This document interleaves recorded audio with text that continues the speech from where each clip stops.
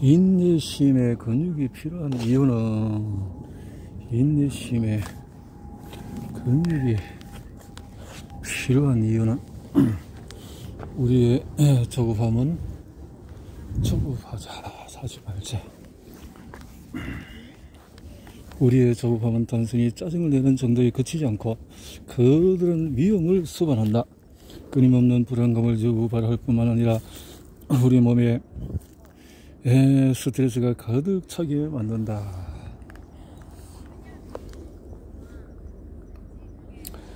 결과는 고혈압과 위장장애, 수면장애와 우울증으로 나타날 수 있다.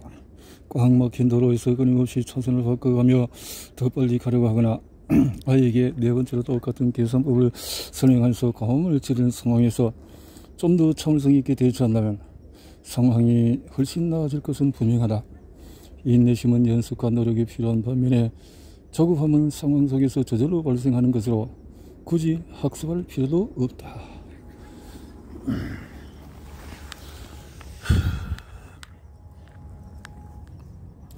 조급함, 참을성은 그렇다. 인내심도 다른 능력과 똑같아요. 인내심이라는 것은 슈니크 교수는 말한다. 일상에서 계속 사용하게 되면 근육처럼 자라나지요. 반대로 운동을 하지 않으면 근육은 당연히 사라져버린다. 그렇다면 인내심의 근육이란 뭘까? 무엇보다도 인내는 무언가를 해결하는 데 오랜 시간이 걸릴 때 침착하고 너그러운 태도를 유지하는 것이다. 살면서 이런 인내심이 필요한 순간은 많다.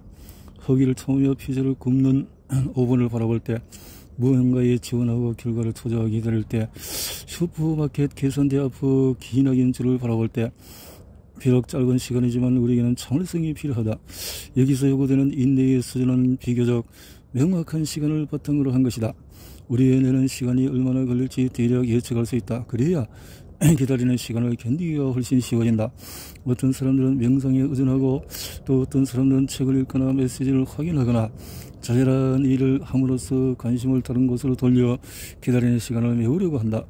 인내심이 필요한 모든 순간마다 우리는 침착하고 평온한 상태를 유지하거나 아니면 인내심의 고리를 깨는 선택을 할 수가 있다.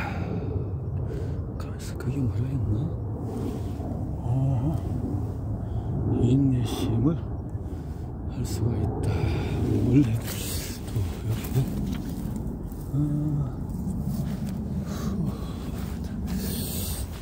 시간을 가지고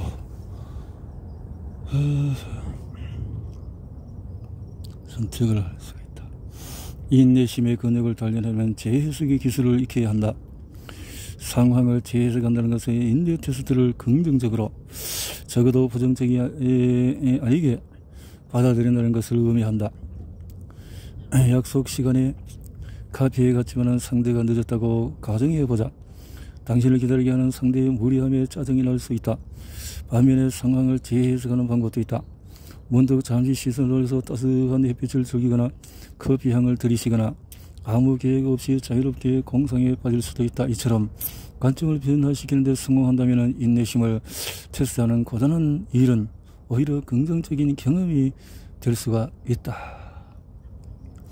일상 속에서 인내심 테스트를 하면서 염두에 둬야 할 것은 그것을 사적인 감정으로 받아들이지 않는 것이다. 그래, 교통체증이 나한테만 특별히 일어나는 일은 아니지. 차가 고장났다고 내 인생 경로가 막히는 것도 아니야. 상황을 바꿀 방법도 없는데 짜증을 내며 조바심을 부린다고 무슨 도움이 되겠어. 이렇게 냉정하게 스스로를 달래보라. 인내는 미치지 않고 기다릴 수 있다는 것을 의미한다. 하지만 다른 언어에서 볼 수 있듯이 인내라는 단어는 단순히 시간을 때운다는 의미 이상이다. 라틴어로 인내를 의미하는 파티엔티아는 관용과 참을성 그리고 견딤을 뜻하기도 한다. 인내를 의미하는 히브리어 사블라누트도 역시 관용이라는 뜻을 품고 있는데 이는 인내의 역할이 누군가와 함께하는 데 있음을 보여준다. 학생 시절 나는 나의 새로운 일상을 보여주기 위해서 조부모님을 점심 식사에 초대한 적이 있다. 나이 드신 조부모님을 허약한 데다 뭐든지 늦었으므로 쉬운 일만은 아니었다. 식당에서는 모든 것이 급하게 돌아갔다. 수백 명의 학생이 한꺼번에 접시를 채우기 위해서 몰려들었다. 허리가 굽고 지팡이를 든 나의 주부모님은 그곳에서 완전히 이방인처럼 보였다. 모니터의 작은 글씨를 읽고 주문한 다음에 접시를 쟁반에 담는데 오랜 시간이 걸릴 것은 당연했다. 우리 뒤로는 긴 줄이 생겼다. 평소 같으면 이런 상황에서 짜증이 났을 것이다. 하지만 그날 주부모님과 이런저런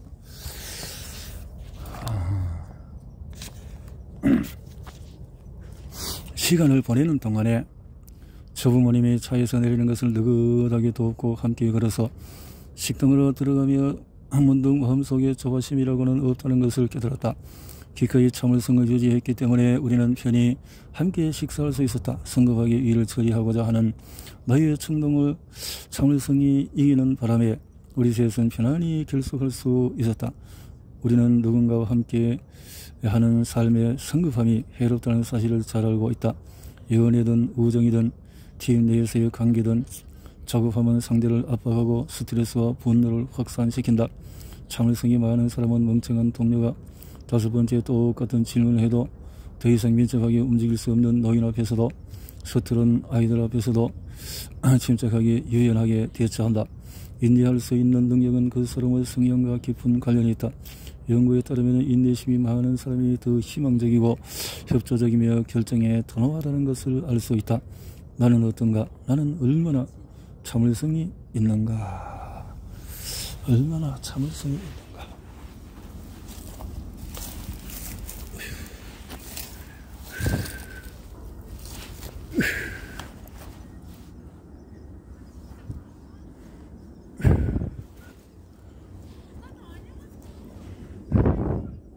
인내한다는 것은 미래의 이익을 위해 지금 무언가를 포기하는 것을 의미하기도 한다. 하지만 마시멜로 테스트에 참가한 어린이들은 몇 분간 참는 것만으로는 더 큰 목표를 달성하기 어렵다.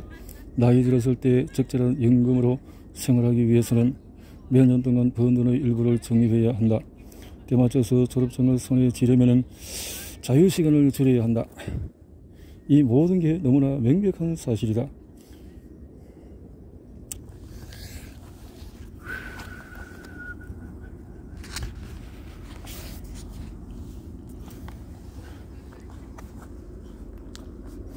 연구팀은 우선 실험 대상자들에게 스스로에 대해서 생각해보라고 요청한 다음에 이들의 뇌 활동을 측정했다. 그 다음에는 이들에게 좀 더 낯선 사람, 가령 나탈리 포트만이나 맷 데이먼과 같은 이들을 생각해보라고 요청했다. 예상대로 측정되는 뇌의 패턴에는 차이가 있었다. 우리 자신에 대해서 생각할 때, 낯선 사람에 대해서 생각할 때와는 다른 패턴이 발생하는 것이다. 이 연구의 하이라이트는 세 번째 요청이었다. 실험 대상자들은 스스로에 대해서 다시 생각하되 지금 이 순간 자신이 아니라 10년 후의 자신을 생각하라는 요청을 받았다. 스탠퍼드 대학의 이 실험은 포괄적인 연구 분야의 일환으로서 우리의 머릿속에 두 가지 버전의 자아가 존재한다는 징후를 보여준다. 하나는 현재의 자아이며 두 번째는 자아는 우리가 잘 식별하지 못하는 먼 미래의 자아다. 이것은 많은 것을 설명해준다. 2월에 헬스클럽으로 가는 길은 매일 왜 그렇게 힘들까? 그 시점에서는 여름 해변의 햇살 아래에서 몸을 뽐내는 일이 너무나 낯설게 느껴지기 때문이다.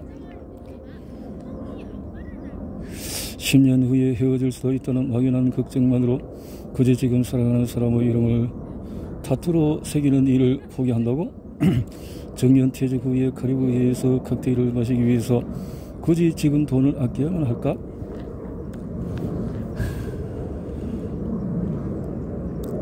한 실험에서 이미지 처리 프로그램의 도움을 받아 실험 대상자가 나이 든 모습으로 아바타를 만들었다. 주름은 늘고 귀가 축 처졌으며 듬성듬성한 머리칼이 회색으로 변한 모습이었다. 가상현실 속에서 실험 대상자는 미래의 자신과 얘기를 나눌 수가 있었다. 단 한 번의 조언만으로도 실험 대상자들을 위해서 기꺼이 현재에 더 많은 돈을 저축하겠다는 의지를 품게 되었다. 나이 든 자신을 본 사람이라면 누구든 저축을 해내겠다는 마음을 갖게 되는 것이다. 인내심의 근력을 기르기 위해 굳이 일상생활에서 이 같은 기술을 사용해야 할 필요는 없다. 그저 미래의 자신의 모습을 그려보는 것만으로도 충분하다. 내 모습은 어떨까? 어떻게 움직이고 어떤 옷차림을 할까? 지금 내리는 결정이 미래의 내 삶에 영향을 미친다는 것을 의식적으로 깨닫는 순간 우리의 삶에서 인내심의 동력이 생겨나게 된다. 기다리라, 인내하라. 다시 말해서 생각하라. 니체가 말했다. 미래의 자신을 상상할 수 있는 능력은 인간을 동물과 구별짓는 기준이기도 하다. 직장 생활이 끝나면 무엇을 하게 될까? 퇴직하고 매달 연금을 꼬박꼬박 받는 생활을 시작하면서 주름진 피부에 문신 하나쯤은 새겨도 좋지 않을까? 미래의 자신과 한두 가지 타협을 해보는 것도 좋지 않겠는가? 이런 생각만으로도 우리는 미래의 자신과 가까워질 수 있으며 이 기이한 미래의 자신이 보다 나은 삶을 살 수 있도록 인내심을 발휘할 수 있게 된다. 이렇게 인내란 지금 우리가 포기하는 것을 통해서 미래의 다른 자에게 보상을 약속하는 자신감 넘치는 태도이기도 하다. 그리고 마지막으로 인내란 어떤 일을 전능하지 않고 견디는 것을 의미하기도 한다. 버림받거나 실직하거나 질병에 걸렸을 때 우리에게는 버틸 수 있는 힘이 필요하다. 우리 주변의 모든 것이 숨가쁜 속도로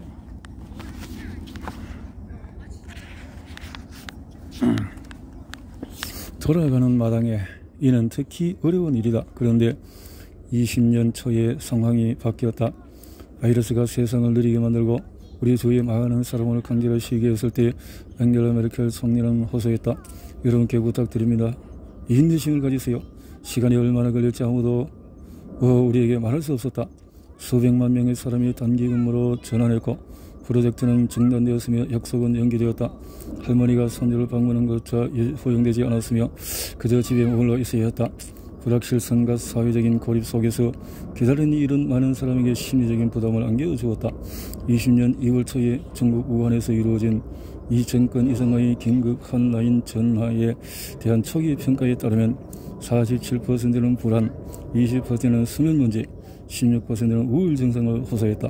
스위스와 영국에서 실시한 조사에서도 비슷한 결과가 나왔다. 동시에 1차 봉쇄령으로 인한 세상의 속도 저하를 통해서 기회를 맞이한 사람도 적지 않았다. 20년 3월 독일, 중국, 미국 등 15개국에서 13,800명 남짓을 대상으로 조사에서는 조사 대상자의 53%가 이 위기로 인해서 가족과 더 가까워질 것이라고 기대한다고 대답했다. 점심시간에 집에 있으니까 언제나 백박한 일정에 시달리던 교수인 친구가 넌지시 말해 주었다. 이 위기가 장기적으로 어떤 경험을 선사할지 아무도 모르지만 아마 언젠가는 우리 모두가 이 시기를 되돌아보며 강제로 주어진 견dim의 시간을 통한 인내의 가치를 다시금 깨닫지 않을까 싶다. 오랜 인내, 랑무트.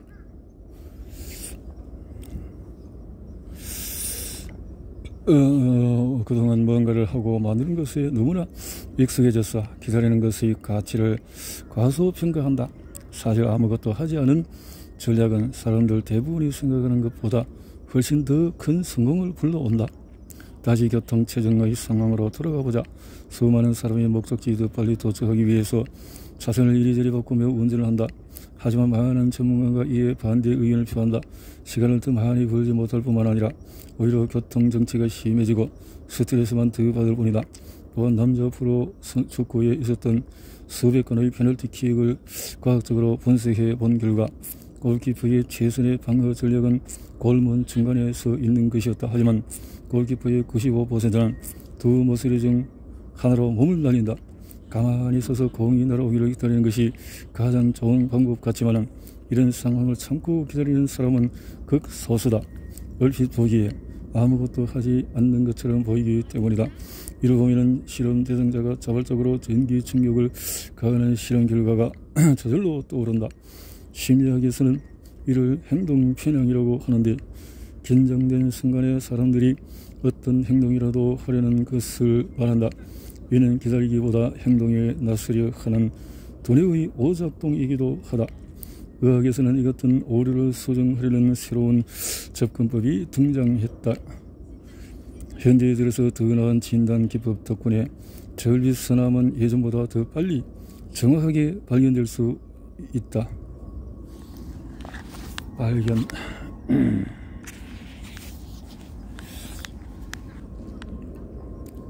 하지만 이제 지나치게 일찍 개입하는 것이 늘 필수적인 것이 아니라는 것이 상식이 되었다. 신중한 기다림.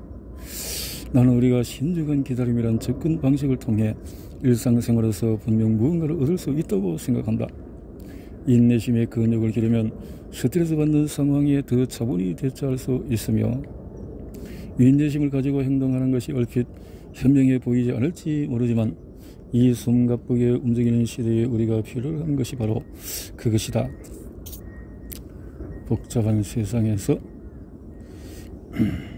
그 누구도 순식간에 양자 컴퓨터를 만들지 못한다. 아인슈타인은 한때 다음과 같이 밝혔다. 나는 전혀 똑똑한 사람이 아닙니다. 다만 누구보다 오랫동안 문제를 연구할 뿐입니다. 번쩍이는 영감은 상황을 잠시 뒤흔들 수는 있다. 그러나 아이디어가 세상을 이끌어가는 혁신이 되기 위해서는 사고하고 배우고 잠시 멈추고 되돌아볼 수 있는 시간을 가질 수 있는 사람이 필요하다. 헤르만 헤세는 다음과 같이 썼다. 이 세상의 자연과 성장, 평화와 번영 모두 인내의 바탕을 두고 있으며, 인내, 장기적인 좀 더 참을성 있게 삶을 대하려는 이 호소를 더 아름다운 말로 표현하기는 어려울 것이다. 우리는 이미 이 책의 다른 장에서도 인내를 접했다. 두려움이나 배고픔과 같은 다른 감정을 더 잘 이해하기 위해서라도 인내는 필요하다. 인내심은 근육과 같이 우리 스스로 길러야 한다. 인내.